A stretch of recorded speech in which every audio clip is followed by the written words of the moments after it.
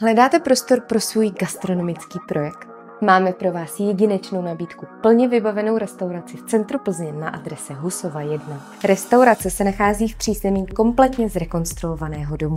Samostatnou restauraci a výčep, který je navíc propojený se sklepem s potenciálem k dalšímu využití. Kuchyně je nová a vybavená nejmodernějšími technologiemi. Můžete se tak pustit do provozu okamžitě bez nutnosti dalších investic. V horních patrech je ubytování pro vysokoškolské studenty, celkem 44 lůžek. I to může být vaše denní klientela. V těsné blízkosti se nachází fakulty Západočeské univerzity. Studenti v centru nemají možnost školního stravování a právě tady je prostor pro váš nápad.